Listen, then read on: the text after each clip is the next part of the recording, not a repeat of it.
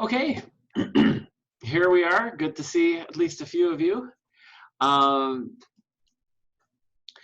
we have for today, there are a few of you that we need to hear from for the flu vaccine presentations. I believe Claire and Palmer, Katie and Cassie, and Sydney, are you ready for today? Yes. Okay, so we'll hear from those three groups. Then I have several new news items, interesting things that I have found over the past few days related to epidemiology and, surprise, surprise, related to viruses. So I'll talk through some of those. Some of you may have seen in the news, but I want to focus a little bit more on the epidemiological concepts, how it relates to some things that we've talked about previously. Okay, and then next week, starting on Tuesday, next week we will hear from you as far as your Libby articles. Okay, you'll be talking through. I did not get commitments from you or requests. If you have a particular request of Tuesday versus Thursday, send me a note saying we'd like to go Tuesday, we'd like to go Thursday. No, you can't all go on Thursday, so some of you would want to go on Tuesday. We've had lots of time to think about this assignment, so hopefully we can have a balance between Tuesdays and Thursdays. But either during class, right now, if you wanted to send me notes saying, hey, me and so and so want to do on Tuesday or do on Thursday, let me know and I will update then at the end of class. Excuse me. So I think that's what we're going to do then. We'll hear from our vaccine presenters and then we'll talk a little bit just about developments. Oh, one more thing. I have looked at assignment 6, the one about blood pressure. You should have heard back from me in the past couple days or even today. There were a couple of you, Sydney and Wade, I didn't have an assignment from you. If you have one, turn it in. If you did it with someone else, maybe it just missed the names or something, but I sent you a note on that, so make sure you follow up on that. If you turned in a late assignment, as in one that was missing from a few weeks ago, I haven't looked through to make sure that everything is up to date. All the main assignments are up to date. I've gone through them, but if you've turned in an old assignment recently, that may not show up in your grade, and I'll look at that very soon. But we're getting down towards the end of the semester. The final test, actually, let me just pull up the syllabus here.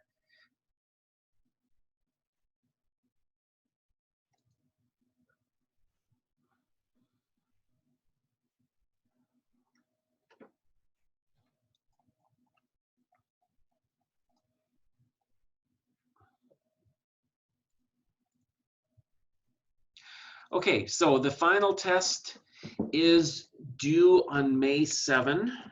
That's the day when the exam for this class is scheduled, and I will have the final exam posted for you on April 30. So you'll have a week to do it. It'll be posted then that last day of this class. So you have a week to do it. It will be similar format as the midterm. I'll ask you a variety of questions, answer 6 out of 7 or 7 out of 8 or 7 out of 9 or whatever, how many I end up putting on there. Short answer questions where you'll have a chance to show me what you know, basically. Not a test that you study for, so your time rather than studying is spent actually doing the test. For me, that's a far better measure of what you know and what you don't know, and it, as I've said before, it reduces test anxiety. You don't have to write madly for an hour and for 2 hours or whatever the case is. You can do it more thoughtfully. So that's my approach, and that's how I'll continue. So look for that in a week. And then, yeah, the presentations, assignment 8 paper presentations for next week. Okay, are we clear then on what lies ahead? Okay, send me a note if there's any unclarity, but with that then, let's hear from, firstly, just in the order that I had it, Let's hear from Claire and Palmer. Okay, so go ahead and share your screen, and you guys are on. Okay, my camera's not working, but can you hear me? Yeah, we can hear you. All right. You guys see it? Yeah. All right, so we did ours on the flu vaccine and Catholicism. So our introduction. Influenza, also known as the flu, is a respiratory infection caused by viruses. Each year, flu epidemics cause 3 to 5 million cases of severe illness, and 290,000 deaths to 650,000 deaths around the globe, according to the World Health Organization. After affecting 1/3 of the world's population, the 1918 flu pandemic sparked research in developing a vaccine, which the first clinical trial started in the mid-1930s.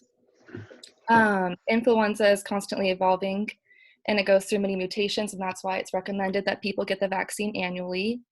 With this, it's important to study vaccination rates in various groups because it can indicate what groups need more resources or education to get vaccinated.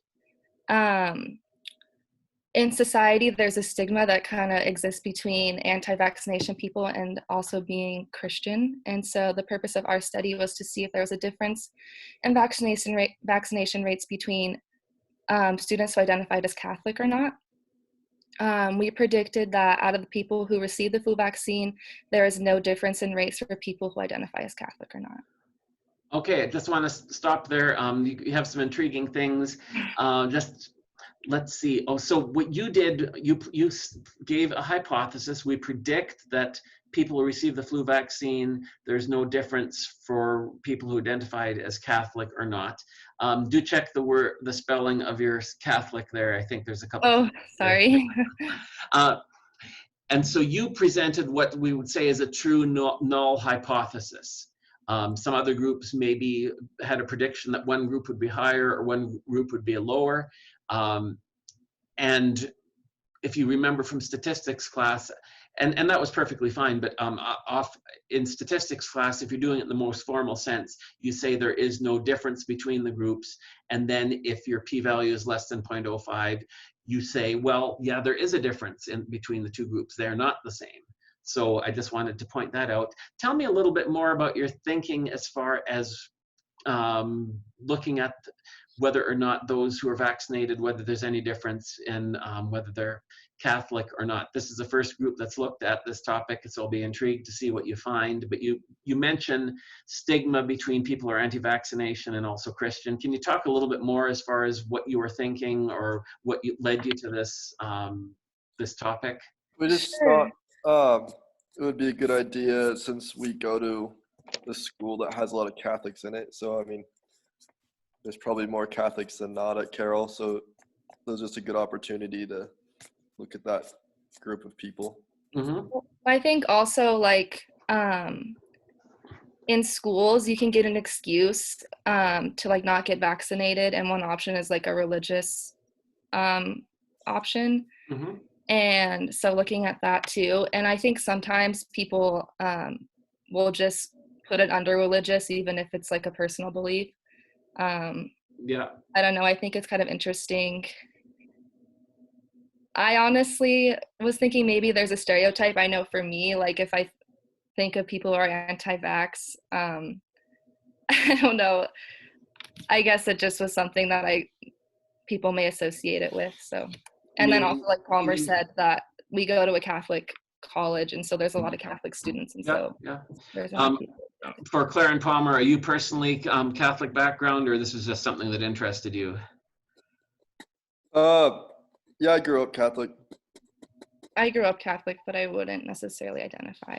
Okay. And so were you implying, Claire, then that perhaps that more conservative, that the anti-vax crowd's more association with like the conservative Christian, you know, that type of ideology?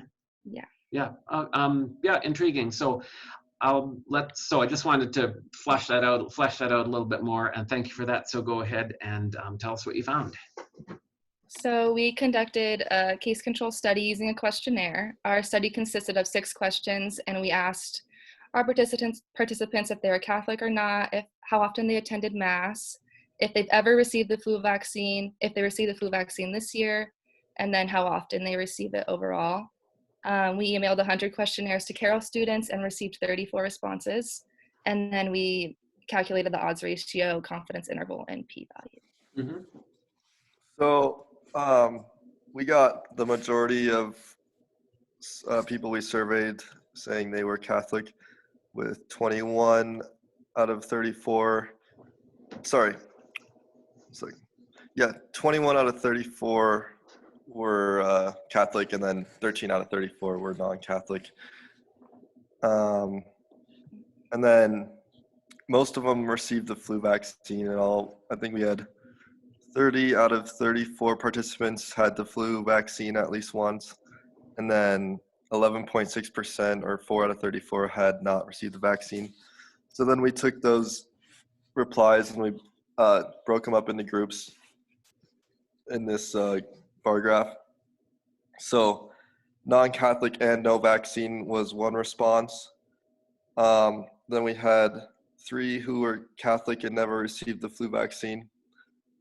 And then we had 12 who were non-Catholic and received the vaccine, and then 18 Catholics that received the vaccine. So it looks like there's a difference, but since we got more Catholics responding, then there's more data on them. So that's probably why it looks a little one-sided. But the statistics we found were that the odds ratio that a Catholic gets a flu vaccine is 0.5, and the odds ratio of a non-Catholic getting a flu vaccine is 2.02. So that looks like a huge difference, but then with the p-value being over 0.05 and the confidence intervals including 1, there was no significant difference. So the odds ratio of, I think I got the odds, I don't know if I did it right, but it's calculated that non-Catholics were 4 times more likely to receive the flu vaccine, according to odds ratios. But then after further analysis, we had to reject that odds ratio because the confidence interval included 1 and the p-value was 0.57. Therefore, the hypothesis that there's no correlation between Catholics and non-Catholics and whether or not they received the vaccine has to be accepted.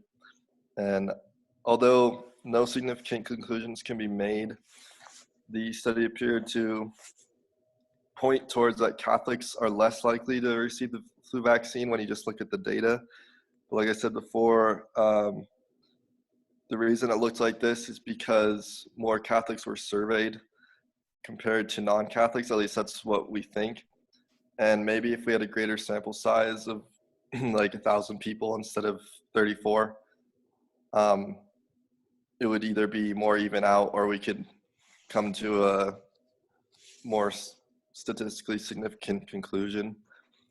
Let's see.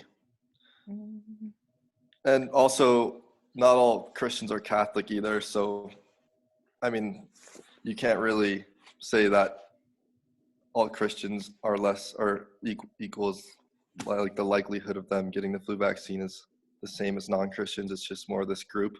Mm-hmm. So yeah, it'd be interesting to study other denominations. And the high percentage of Catholics in this study would most likely wouldn't be seen at I have to go back. It shouldn't be seen at most universities. Carroll's just, it's a Catholic school, so that's why we had that sample size looking like that. Sure. And if you go down, Claire, one more paragraph. I think that's it. Okay. Okay. Yep. Okay, I do see that the first sentence that's showing at the bottom of the page. We also had a completely random population of Carroll students. Do you truly believe that you had a completely random population?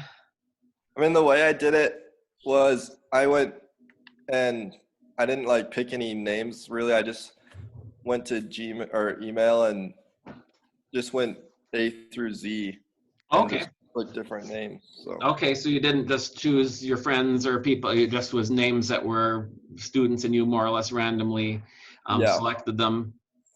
Okay, yeah, so that's an intriguing way. Many of the others focused on people from their class or sports team or something. So you more so it sounds like than some groups you made an effort to.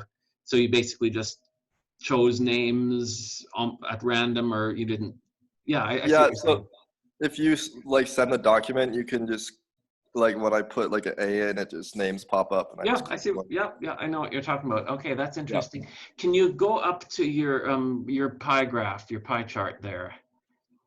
yeah, The ones that were Catholic. Are you Catholic? Here's another question, both to Palmer and to Clara, and maybe the rest of them. Do you think that of your, you sent it out to, what was it, 100 people? yeah. Okay, and so about a third of them responded.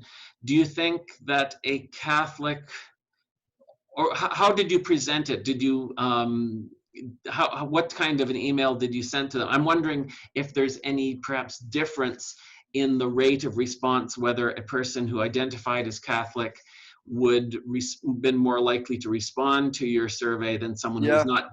What did you say in your initial email before they took the survey? Did you tell them what it was about at all? No, I don't think it said what it was about. It just said like take this survey, Uh-huh. and I think I heard somewhere in like a Carol somewhere on the website that around 60 something percent of people that go to Carol are Catholic. So I mean, it kind of added up, right? Okay. But Yeah, I'm I not can sure. confirm that it is about 60%.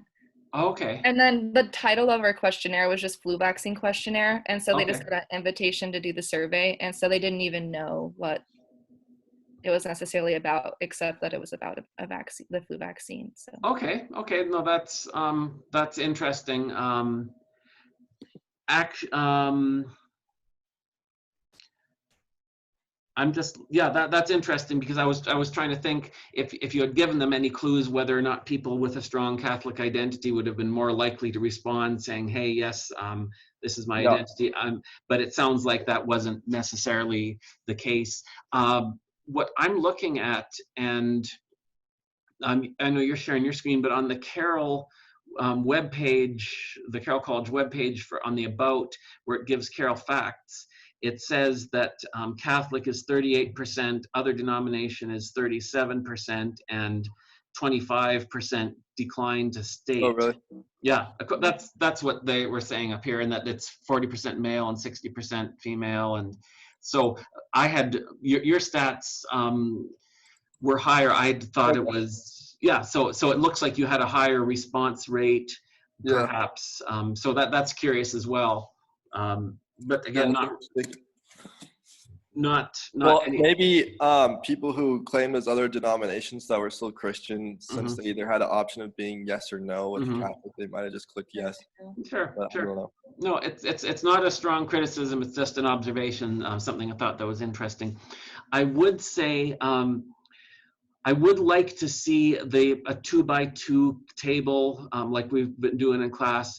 I know you did it more in a bar chart form, and that's sort of the same, but I would like to see a 2x2 table. And also maybe after class, or I just want you to be really sure, it seemed to me that you have two different odds ratios. You have one, you said the odds ratio Catholic gets the flu vaccine is 0.5, and the odds ratio non-Catholic is 2.02. The overall odds ratio, you're going to get a single value. Okay. So what I'd encourage you is go back and look at how we did examples in class or other online examples. And so when you have your contingency table set up with the A, B, C, D, do the AD over BC calculation, and you'll get a single odds ratio. And just be really clear that you understand what that's saying in terms of the outcome is going to be flu vaccine, and then the exposure in this case is going to be Catholic and non-Catholic. And the idea is whether or not of those who get the flu vaccine, they are more likely to be Catholic than those who don't get the flu vaccine. Okay. Yeah, I mean, I set the table up like that with the outcome Mm-hmm. and the exposure, like you said. Mm-hmm. And I guess all I did to get the two values was I just flipped the value or the Catholic and non-Catholic because I thought you were, I know it's hard to explain, but I can just go back and Yeah, do the, just look at the examples, because for a single question like this, the outcome being flu vaccine, the exposure being Catholic, there'll be a single odds ratio value that you express. So just Okay. go back and review it, and we can talk after class if you wish, or tomorrow if you want to if there's still something you're not sure about. Okay? Okay. No, I appreciate the work you did. It's an intriguing question, and just a few things to mention. That again, that's why we're doing this, so you can tidy it up before you submit it. So thanks for doing that, Palmer and Claire. Okay, so next we have Katie and Cassie.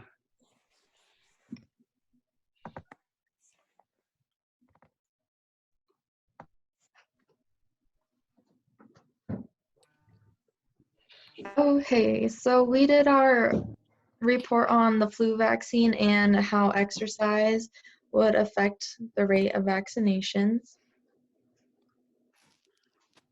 So first off, we talked about the influenza virus. It was an infection of the nose, throat, and sometimes the lungs. It can be mild to severe and can lead to death. The CDC recommends getting the flu vaccine in order to help prevent getting the flu. College campuses bring many people in contact with one another, whether it be at the library or in the dining hall, and so there can be an increase in contact between one another and a greater chance of getting the seasonal flu. Vaccinations can decrease the rate and spread of infection, and so exercise has been known to help increase one's health and decrease the chances of getting sick. The purpose of this study was to identify whether or not those that are vaccinated and exercise are more or less likely to get the flu. Expected outcomes are those who are vaccinated are more likely to work out on a regular basis than those who do not receive a flu vaccination. For our methodology, we came up with a survey on Google Forms asking basic questions like whether or not they got the flu vaccine, when did they get the flu vaccine, where they lived, their age, and their gender. And then the survey was distributed to the Intro to Health Science class for this spring semester. And we had 40 people who participated.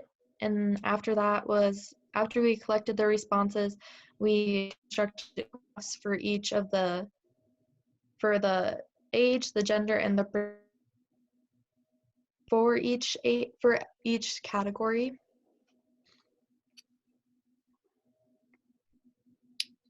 So for our results of those that responded, those who were vaccinated had worked out 3 to 7 times a week. So that was 47.5% of the population. Those that worked out 0 to 2 times a week consisted of 10% of the population. 40% of those had worked out more than 5 times a week, and 32.5% had worked out 3 to 4 times a week. From the questionnaire, 26 of the students were vaccinated for influenza.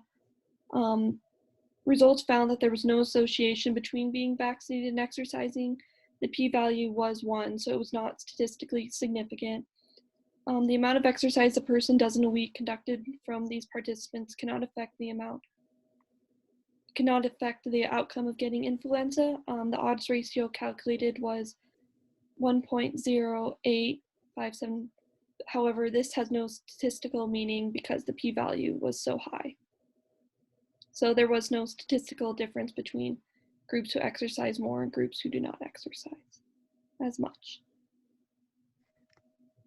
This first figure shows the age distribution for who completed our flu vaccine questionnaire. We had all the way from 18 to 22, and then we had 33, 37, and a 43-year-old. For the next one, it shows a distribution of percentage of the gender. So we had 92.5% of those who participated were female and 7.5% were males. And then this next figure shows the amount of exercise that each person completed in a week on average. 40% of them times a week, and the smallest percentage was 7.5% for 0 times a week. And this is our contingency table for the relationship between vaccine. And then for our discussion, some limitations of this study would include that it only looked at one specific class at Carroll College instead of looking at like a bigger, more diverse population. Further research would include looking at a larger data pool to analyze. Some strengths for this study, though, were we were able to capture 40 responses over a short period of time. And for future research, it would be interesting to see if like a larger population of college students or more diverse across the United States would produce maybe key values, so there would be some statistical significance.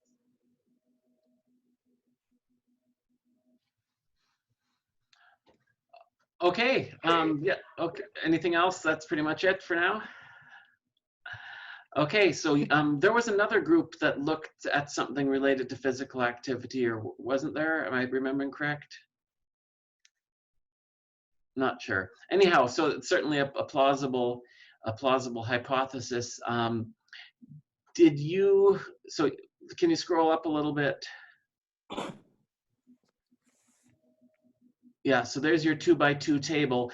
It would be really, for your figure 4, your 2x2 table, underneath the table perhaps, it would be really helpful just to put in what the p-value is and the confidence interval, what the odds ratio is, and either the p-value or the confidence interval, so we know precisely what we're looking at. I know you mentioned the odds ratio elsewhere in the paper, and you mentioned that it's not statistically significant, but go ahead and put that there, so when we look at the table, when I look at the table, I'll know exactly what the odds ratio is. Okay. Yeah, other than that, I think it looks good to me, so thank you for that. And then we also are going to hear from Sydney, right? So go ahead and share what you got with us.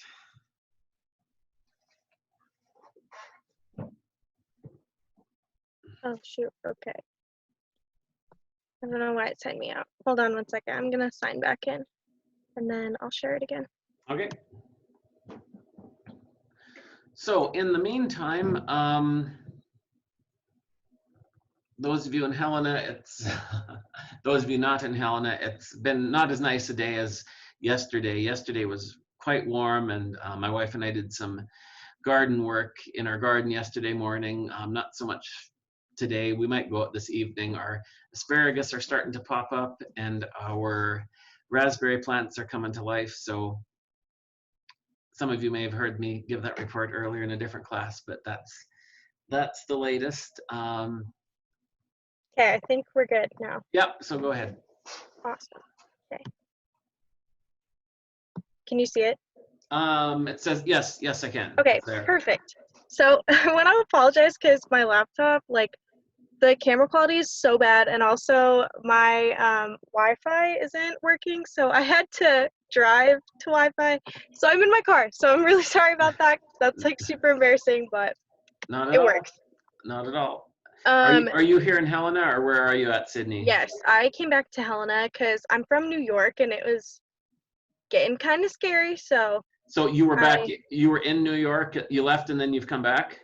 Yeah, I went to New York to be with like my family and my doctors, and then my doctors weren't able to see me anymore, and it was getting pretty dangerous out there, so it just felt like the best decision to come back. And when you say New York, are you saying New York City or New York State? New York State. Okay, whereabouts or which town or city or where do you live? I'm upstate, so I'm in Syracuse, New York. Okay. Yeah. Heard of it. Yeah, it's actually, I'm intrigued. Both, well, Sydney you mentioned, but we've heard from some other students who had left initially, left Helena, gone home, and then decided that it was easier to be a student here at home than or in your apartment or even your car perhaps than elsewhere. So anyhow, welcome back, and what have you got for us? Okay, so just to start, a little bit about the flu. So the flu was first discovered in the 1930s, and then they had a working vaccine by the mid 1940s. And so the first people to be administered this vaccine were members of the military in World War II, and then the following year it went to civilian use. And so this vaccine was only for influenza A, so it was only effective for that strain, but other strain vaccines came pretty soon after. So then fast forward to today, it can kill up to 61,000 Americans on a bad year, according to the CDC. Mhm. So I think that's a huge reason that the CDC wants so many people to get vaccinated every year. Mhm. So for my project, Oh, I actually, wanted, Sydney, before you go on, I'm just going to pick on one little thing here, and it's not. Can you go back to your previous screen? Okay, in a bad year, flu can kill up to 61,000, and I've heard that. I think the 2017 flu year, that's the value from there. Do any of you know what we're up to in terms of estimates for the number of people who died associated with COVID-19? Are you talking worldwide or in the United In the US, do you know what we're at right now? The last I heard it was almost like 50,000. We were like creeping up from 40,000. Yeah, I'm looking as of right now, just a Google search, and it says about 48,000. So that would be consistent with what you said. So we do want to put that into perspective. The flu can kill, the COVID-19 deaths so far, at least the official figures, are not anything worse than a bad flu year yet. Now, it could continue to get worse. I'm not pretending it wouldn't, but just to give that some context, that's perspective. It's, in terms of numbers dying, it's not catastrophic compared to a bad flu year. Okay, go ahead, Sydney. Oh, and actually, Okay. Sydney, one more thing on your, so presumably then you flew back from New York, or how many people are traveling on planes these days, or was the airport empty, so or? I had a couple connections. So my first flight, I would say that there was like 12 people. And then I don't remember my second one, but the one to Helena was literally 3 people, including myself. It was Wow. crazy. Yeah. And does that pretty recently, this week, last week? Yes, I flew on Saturday. Okay, yeah. Well, I've heard it's way down. Anyhow, thanks for that. Yeah. Go ahead. So I decided to look at the relationship between the amount of people who get the flu vaccine and how worried they consider themselves about the COVID-19 virus. So my idea there was that maybe people who had increased worry about COVID-19 virus over the past 2 weeks would have been more likely to have the flu vaccine. Because people who get the flu vaccine may be seen as more health conscious, maybe they're more worried about viruses in general. So I wanted to look at that relationship.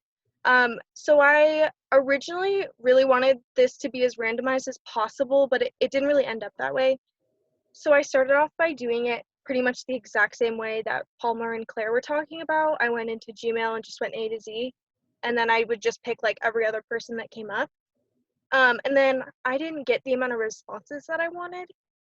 So from there, I opened it up to people that I knew, and I tried to be as unbiased in this as I could have been, but it's still biased if you're bringing in people that you know. So that was kind of unfortunate, but it is what it is. And then so I did a Google Forms for my participants. There was a survey. I asked, do you get the flu vaccine every year? Did you get the flu vaccine this year? On a scale of 1 to 10, how concerned do you consider yourself about the COVID-19 virus? Have you become more worried over the past 2 weeks? And are you more concerned about the health of yourself or others in the COVID-19 virus? So the responses I got were 67.3% of people said that they did get the flu vaccine this year. 32.7% said they did not. And then if you get your flu shot every year, 51% said yes, 26.5 said no, and 22.4 said usually, but not every time. And then so this needs to be fixed. It needs to be like a bar graph or a histogram because the way it's set up is not ideal for understanding the information. But the top answers we had for rating yourself on a scale of 1 to 10 for being worried were like 5, 6, 7, 8. So it's about in the mid to high range. There were very few people who said that they didn't consider themselves concerned or on the low end of that spectrum. And then over the past 2 weeks or so, I asked people to consider whether or not they have become more worried about the COVID-19 virus. 71.4 said yes, and the rest of them said no. And I have one more. And then so my idea in this, sorry if you heard that, my computer's giving me a notification. My idea in this question was to maybe introduce the idea of, okay, maybe people are more concerned about themselves because they have like maybe they have germ issues or they have pre-existing conditions, but I feel like there could have been a better way to introduce that. You know, you can ask, you know, if you're willing to say if you have pre-existing conditions rather than this question. I feel like it's not as straightforward as it could have been for getting that kind of information. So of the people who said that they had gotten their flu shot this year, 71.875% said that they have become more worried over the past 2 weeks about the coronavirus. And then of people who did not get their flu shot, 70.588 said that they also have become more worried. So those percentages are really similar. So already you can kind of see that, okay, maybe there isn't a huge difference. So then my p-value was 0.5273, so that's not going to be statistically significant. You can see my contingency table, sorry, down there. And then my odds ratio was that for those who have the flu shot, they're 0.6 more likely to have had increased worry about COVID-19 over the past 2 weeks. But you'll want to be careful, Sydney, and this is just picking up on what we'd said previously. Go back to your previous slide. So if your p-value is not significant, you can give the odds ratio, but you wouldn't want to make that statement that they're 0.6, you know, because if it's not statistically significant, you can't say anything in terms of applying it to this specific situation. Just report the odds ratio, 0.6, the p-value, and the p-value, it's not significant, so therefore you can't say anything about what worry and not worry as far as the outcome of the flu shot. Okay. And then, so some of the limitations that I found were, I mean, so I did go above the required sample size, but really, I mean, 49 responses is not a lot by any means. And if you really wanted accurate data, you'd want to have more people in your sample. And then also, like I talked about before, the randomization aspect, because I didn't get the number of responses that I wanted, it wasn't as randomized as I would have hoped. So that was another flaw in the study. And then also, I didn't ask demographic questions. I didn't ask age or gender or class standing or anything like that. And I think that would have been another thing that you would have been able to consider if I did include those. So that's unfortunate that those weren't included because then you can't analyze that. So ultimately, the survey was flawed and the results were not statistically significant. And so the study could be improved and repeated to get more accurate results, but I'm not sure that it would be significant. Yeah, don't assume. So my teacher always said, you know, there's no perfect study. There will always be weaknesses or things that you look at and say, well, if we could do this, if we could do that. So don't downplay what you have done. Obviously, this is, you know, just a modest class assignment. One thing that I have been thinking about, so I've been doing this, I've been teaching the epidemiology course now for 4 years, and I inherited a similar assignment from the previous teacher. And even 4 or 5 years ago, most students were using paper and copies, going to the cube and surveying students. But particularly your class, because of people being off campus. But if a person's using Google Forms and sending out a link, whether or not you get 20, 30 responses or 100, it's really no more work as far as the data. It's not as though you're tallying up forms, pieces of paper. I know some of you did, but I may bump it up a little bit as far as the goal, just because if you're doing electronic surveys, it's a lot easier. At least it still might be a challenge to get that many responses, but it's causing me to reconsider that. Okay, so yeah, thank you for that, Sydney. Those are the questions I had, and thanks for that. Now we have about half an hour left.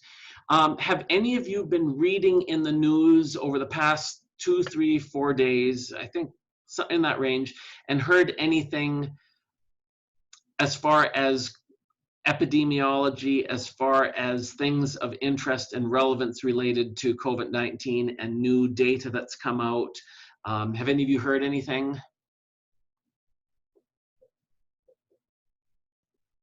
Well, I don't know how 100% accurate this is. It's very new, but supposedly there's about 30,000 deaths that weren't recorded as being from COVID, but they actually were, and so the death toll could be higher than it actually is, based on, because like there was just some topic kind of throughout the last month or two about like people die of pneumonia, and that's what goes on their death certificate. And then we talked, I think last week, about how it's sometimes the opposite, where they're dying and they're being told that it's COVID-19, but not necessarily. And then it's just the opposite of that, where it could be, but then it's being ruled as something else. Yeah. So there's just a lot of like what ifs, and it's very hard to figure out the direct cause of death, I think. Yeah, that still remains a very challenging issue. I want to share with you a couple things that have come out from New York and from Los Angeles, where they're trying to get at this issue of as to how many people in fact have been infected. Okay, because of the testing, there hasn't been widespread testing, and previously people who got tested were only the ones who were quite sick. We don't have a good sense as a population level how many people have been exposed, how many people maybe had no symptoms, how many people had mild symptoms. So they've been doing these antibody tests in New York and in Los Angeles. And I've got some results I want to show you about. Let's see.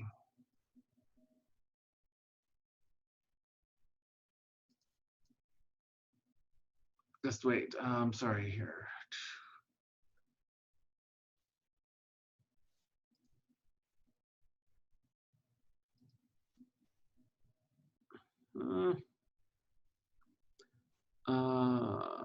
It's not, okay.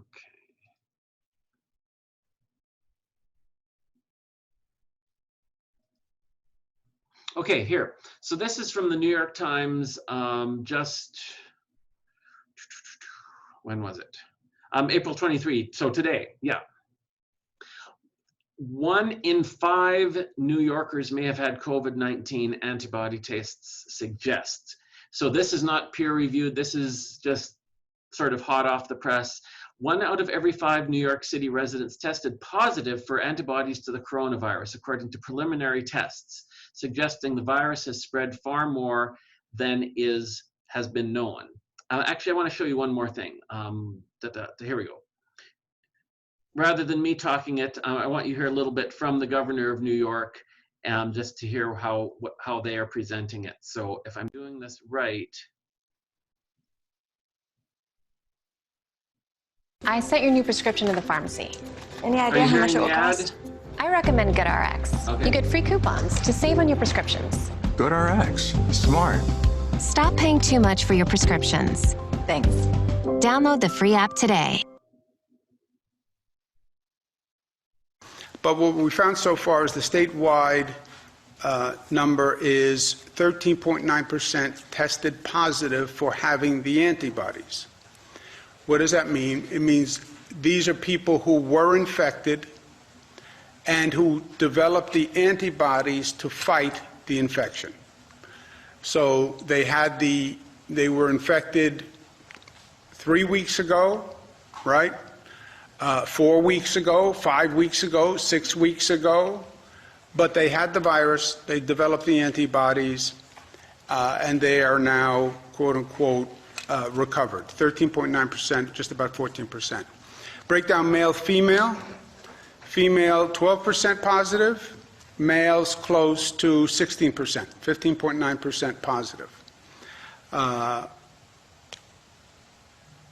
Regionally, Long Island at 16.7, New York City at 21.2, Westchester Rockland 11. So you can see there's significant difference or substantial difference around the state. 21% of people in New York City tested positive for the antibodies. That's where you get the 1 in 5, 20% roughly. 21% have tested positive for the antibodies, meaning they've been exposed to it. The body developed an immune response, produced antibodies, and in theory, then they'd have immunity towards it, if the numbers are saying what we assume they're saying. 1.7 and rest of state 3.6. This basically quantifies what we've been seeing anecdotally and what we have known, but it puts numbers to it. Rest of the state is basically upstate New York, 3.6. It was been about 7-8% of the cases that we've had in the state. Westchester Rockland, we had an initial significant problem. Remember, Westchester had the largest, hottest cluster in the country at one time. 11%, so it's literally somewhere in between. New York City, 21, which again supports what we knew anecdotally. Long Island, 16.7, so it's not that far behind New York City, and it is significantly worse than Westchester Rockland. We've been talking about Westchester Rockland and Nassau Suffolk basically. Okay, so he goes on a little bit further then talking about details with it. I did put that link up on Moodle if you're interested. So the issue is, or what seems to be emerging, is that more people have this condition, have recovered from it, are potentially immune from it than was realized. Okay, so that's a curious and an interesting development. Remember, we talked a few weeks ago, what does that do to the case fatality rate? If we find out that a lot more people have it and have recovered than maybe we realized. It drops the case fatality rate. Exactly. And so the evidence seems to be emerging from New York and from other places that the case fatality rate, if you define it as the number who die versus the number who get it, over top of it, the number who get it, might in fact be quite low. Okay, so that's the first thing I wanted to show you. The second, let me go back here.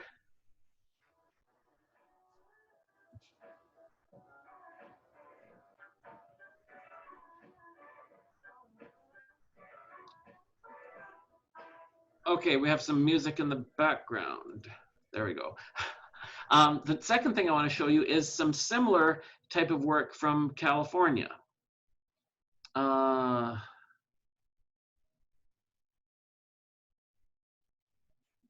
wrong one.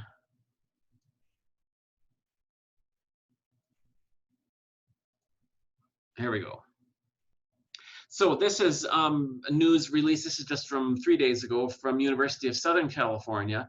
Early antibody testing suggests COVID-19 infections greatly exceed documented cases.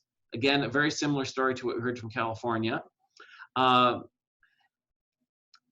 preliminary results suggesting that infections are far more widespread and, as Cassie mentioned, the case fatality much lower than previously thought. Based on testing from 863 adults, they estimate that 4.1% of the county's adult population has had it. The estimates could be between 2.6 and 2.8 and 5.6, which translates to 221,000 to 442,000. This is 28 to 55 times higher than the number of confirmed cases. In the past, they didn't know the extent because we only tested people with symptoms. And then as they actually start testing people more, they're finding a lot more have had it. What are the implications for controlling? The results indicate that many persons have been unknowingly infected and are at risk of transmitting. The antibody test is helpful for identifying past infection, but a PCR is required for current infection. They have not yet been peer reviewed. I want to share with you a little bit of let me try it once more, with sound. You can hear these officials from Los Angeles talking about the results. And now it's my pleasure to introduce Dr. Sood, a professor and vice dean for research and faculty affairs at the USC Price School of Public Policy. And he's a founding member of the USC Schaefer Center. And he's going to be able to speak a bit more on the serology study. Thank you, Dr. Nood.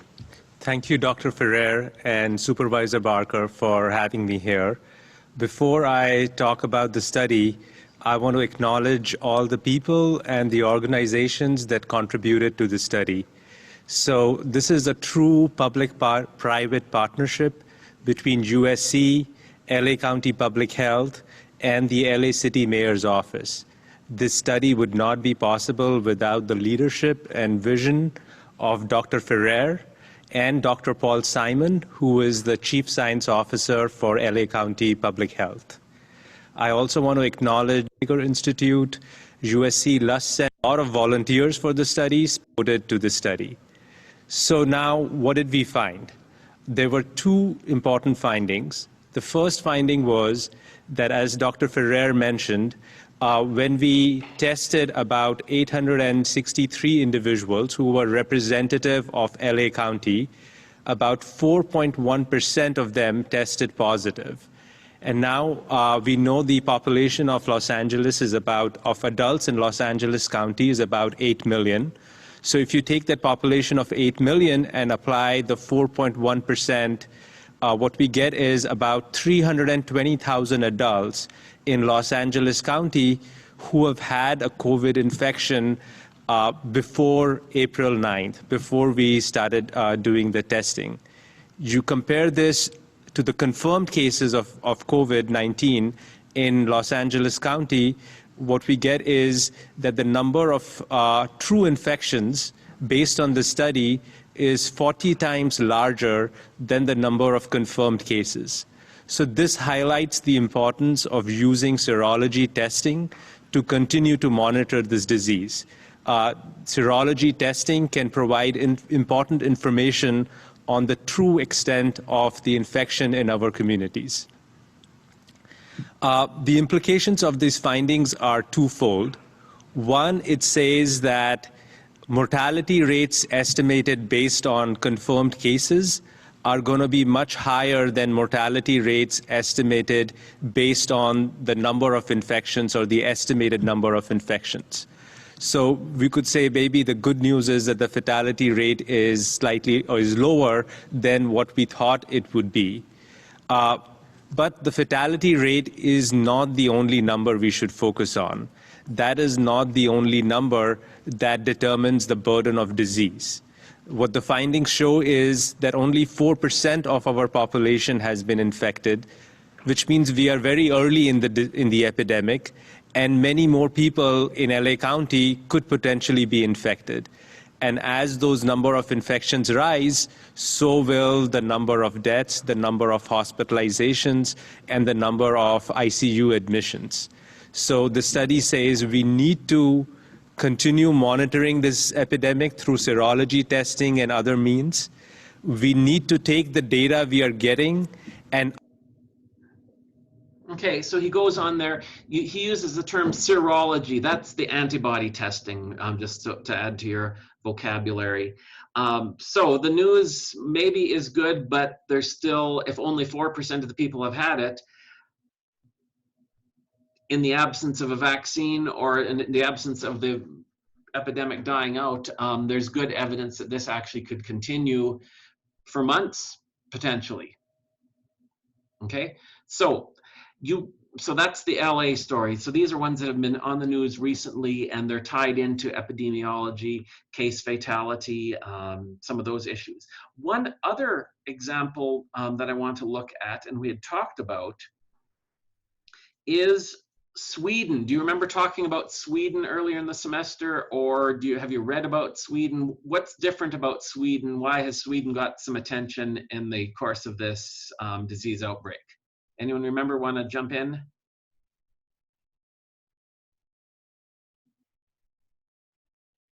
Didn't they have not as strict social distancing? They didn't really go into quarantine or anything? Mm-hmm. Yeah. Their government epidemiologist looked at the numbers and said, okay, the case fatality rate seems to be relatively low. And they don't want to explicitly say it, but they basically, as was mentioned, didn't put as restrictive limits on people's movements. And the theory was, and it's a valid epidemiological theory, that if the case fatality rate is low and a lot of people get it and have mild symptoms or no symptoms, recover, develop immunity, in a sense, you're developing herd immunity in the population. And so that's what Sweden is doing, has done. And I want to give you a little bit of an update on that and how it's playing out so far. And also, I don't have a video version of it, but an interview with the epidemiologist in Sweden who's been sort of leading this approach. We'll actually start with that.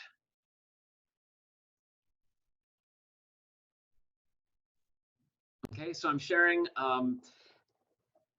Anders Tegnell is the Swedish epidemiologist, government epidemiologist, and he answers some questions about the Swedish approach.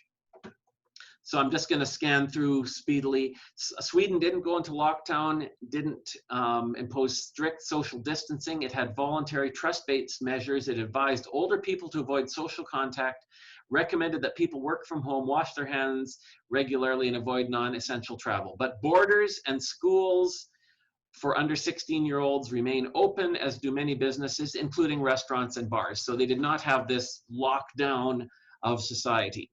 It had sharp critics, including some people in Sweden.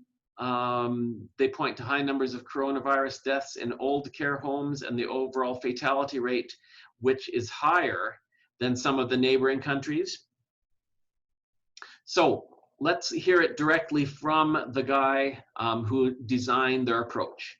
Can you explain the approach? I think it's been overstated how unique it is. We're aiming to flatten the curve. This is not a disease that can be stopped or eradicated until there's a vaccine. We have to find a long-term solution that keeps the distribution of infections at a decent level. What every country is trying to do is keep people apart.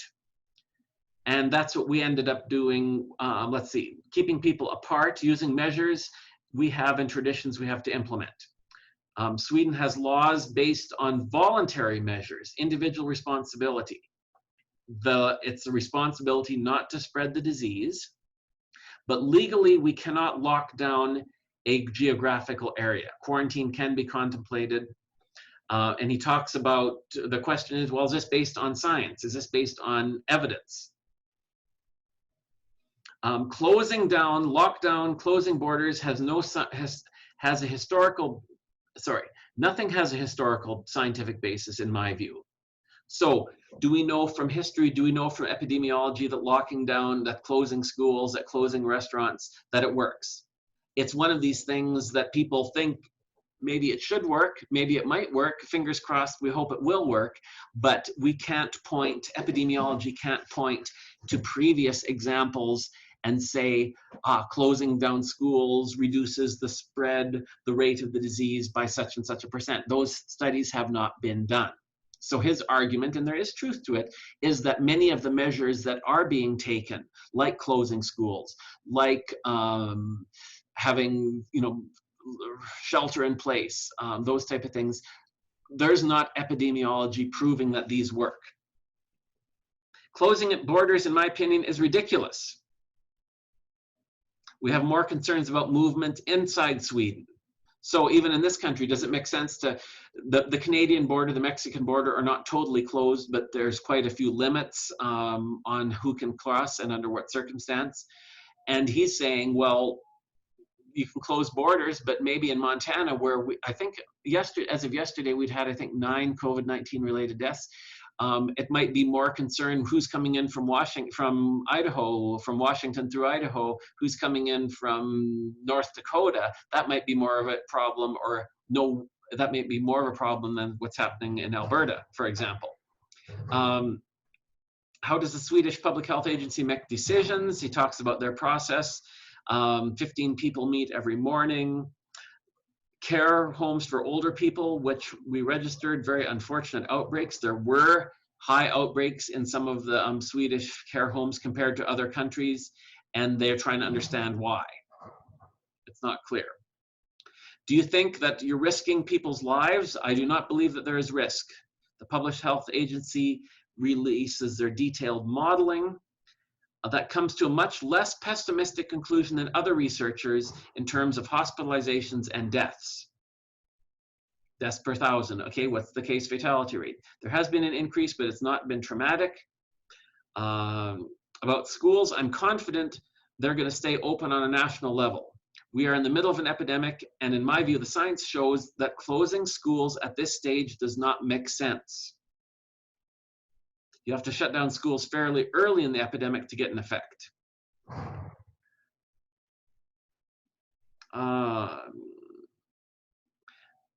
Do you think this approach has been successful? It's too early to know. Each country has to reach herd immunity.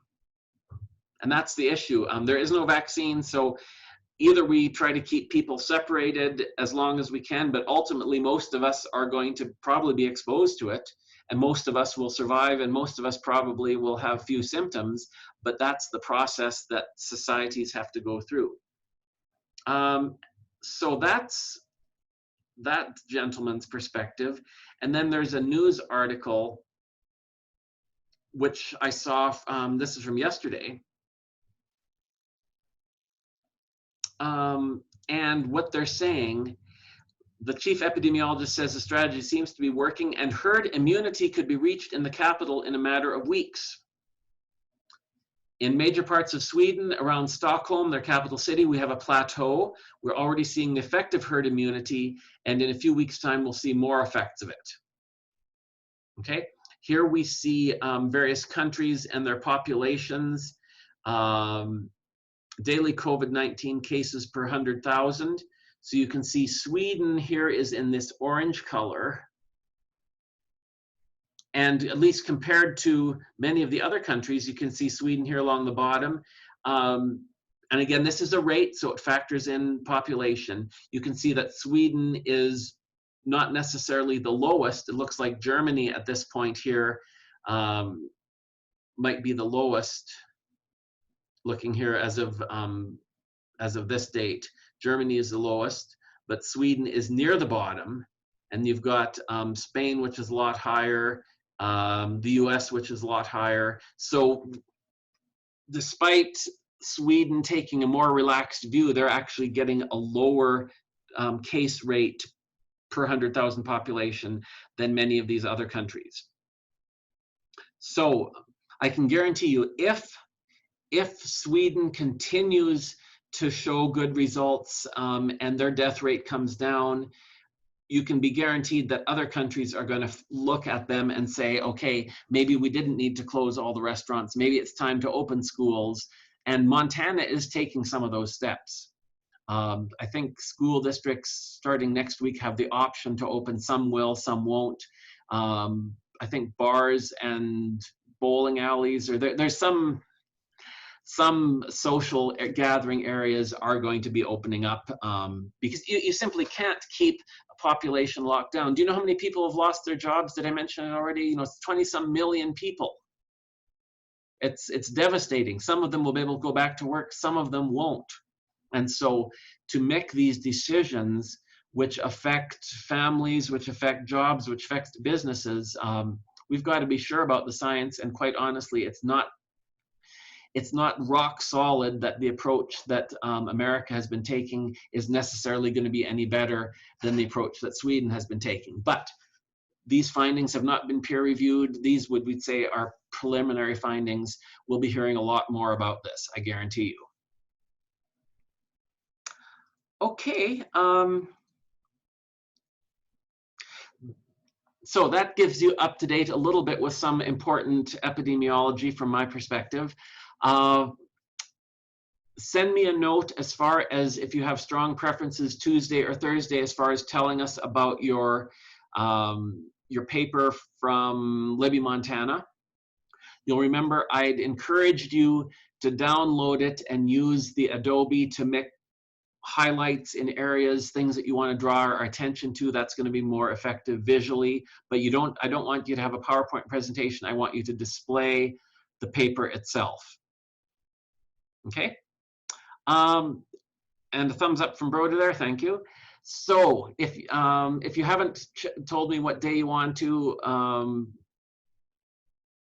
do that, some of you are going to have to go on Tuesday. So if some of you are ready, please choose Tuesday and then it'll be easier for all of us. So I am going to sign off here and I will see you guys all next week for our last week of school. So bye, thanks for participating. Courage to you and good health and good food and all the rest. Bye. Thank you. Thank you.